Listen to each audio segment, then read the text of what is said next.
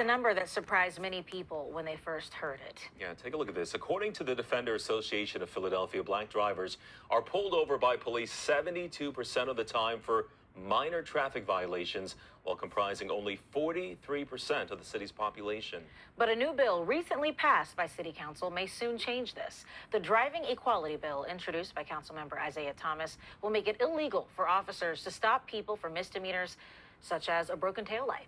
The bill passed with a 14-2 vote, and Mayor Jim Kenney expected to sign it into law. Joining us this morning, Councilmember Isaiah Thomas. Great to see you. Thank you for having me. I appreciate it. I know for you, this has been a long time coming. Yes, absolutely. This is a process that started over a year ago when we originally thought about the idea. Then we introduced the first version of the legislation.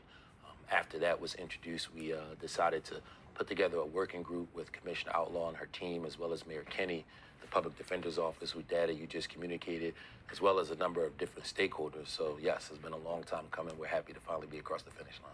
And to break this down, how exactly will this work? If I know you mentioned that there are about 7 non-secondaries, what they're called, violations. What are they? And then how will police officers be able to still enforce the law? Sure. Thank you for asking that question. I think the first component to really think about is what a secondary violation is. So think about someone not driving in the city of Philadelphia without your seatbelt on. Often you're not pulled over for not having your seatbelt on, but once you are pulled over, if your seatbelt is not on, then you can see some level of enforcement. What we're looking at is we're looking at 7 different things that will change from primary to secondary reasons similar to a seatbelt.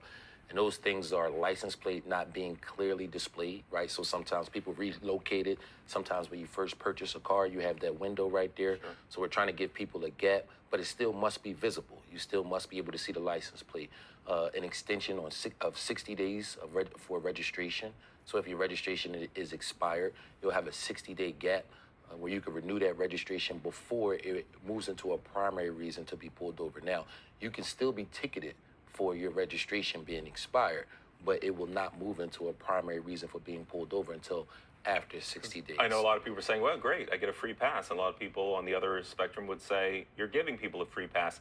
This does not change the motor vehicle code, only how it's enforced. Exactly. And in the city of Philadelphia, again, enforcement can still take place. We're not trying to give people a free pass. What we're essentially saying is things that impair the vision that might be hanging from the mirror, one taillight being out, minor damage to the outside of the car. What we're saying is these things are minor violations that less than 1% of the time lead to a weapon or some contraband being found, but yet law enforcement still are required to enforce these violations. So how will they enforce it then? They'll just write down your license plate and contact you later, or how will it still be enforced? Law enforcement will have a number of different options. So if you haven't heard, we're looking at hiring a significant number of traffic officers to monitor traffic and to address traffic issues specifically here in the city of Philadelphia. There's also an option for a ticket to be mailed. There's also an option for beat patrol officers as well, too. And of course, if someone commits a public safety violation, if someone commits a motor vehicle code violation that is a public safety hazard, we can still see some level of enforcement as it relates to addressing those particular issues. Because if you do speed or run that stop sign and there is another issue, you can still see some level of enforcement for that. So what we're focusing on is putting ourselves in a position where we're addressing this issue of inequality as it relates to traffic stops, specifically those that disproportionately impact people of color. But also we're trying to support law enforcement as well, specifically because this was a collaborative effort, and put law enforcement in a position where they're not spread as thin as they currently are right now. What does this say to the broader issue of policing in our city? Do you see that additional training is required beyond just this initial law? I think that with this law, we did build in 120 days for training before the level of enforcement. There's a data component to the law as well, too, so we can assure a certain level of transparency. So for me, yes, I think that training is significantly important for law enforcement. We have a lot of work to do as it relates to improving communities of color and the trust and the rapport with law enforcement. But there are a lot of different areas in our city where we have a lot of work to do. And I think this is just a step in the right direction of trying to reimagine what it is to mean to govern in the city of Philadelphia. What has the reaction been, in your opinion, from law enforcement or from Commissioner Outlaw? Have you spoken with him about this at all? So Commissioner Outlaw and her team were a part of the working group throughout the entire process, and I commend her and her entire team for coming to the table and putting us in a position where this could be something that we negotiated out. There were several things that we went back and forth about, and to be honest with you, it was a pleasure to work with her and her team throughout the course of this process.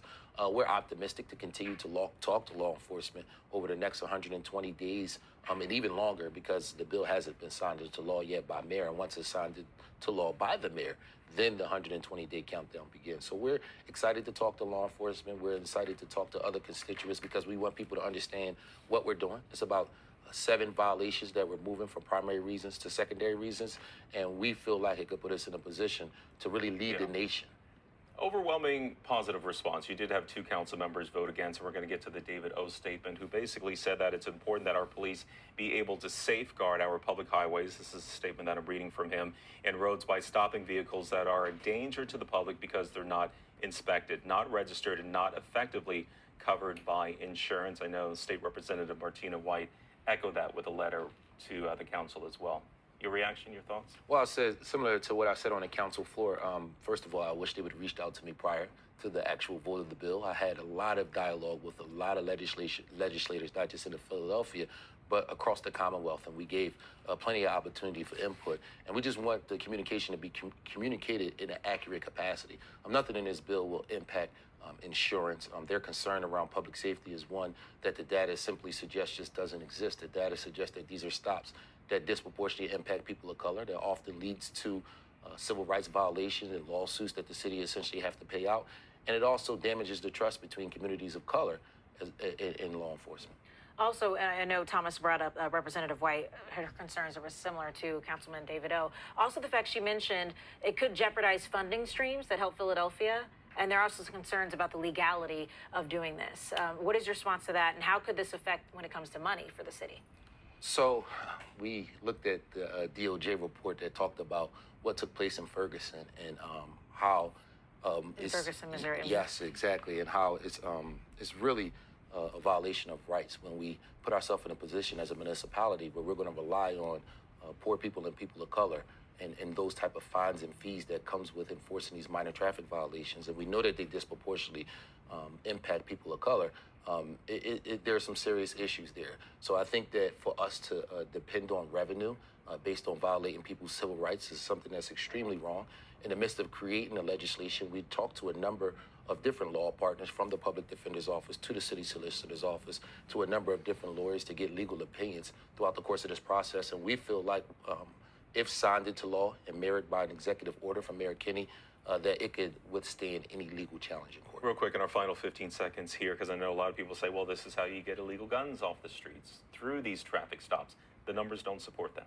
At all. Less than 1% of the time in the city of Philadelphia, less than 1% of the time, does a traffic stop lead to illegal gun and or contraband. And what I'll also say about the guns before we close out, we are in a sad state as it relates to the gun violence in the city of Philadelphia, and the shooters as well as the victims are getting younger and younger. Mm-hmm. These are people who don't even have the ability to drive a car because they're not old enough to have a license. So for us, we want to continue to reimagine what it is to impact public safety, and we want to put ourselves in a position to do the best we can for the citizens of Philadelphia. Multi-layered problem. Thank you, Councilman Isaiah Thank you for Thomas. having me. You I were the appreciate author of this bill, and we're the first city, or the large city in the nation, to make a move like this. Yes, and we want to continue to lead the conversation. We So appreciate thank you. your time. Thank you.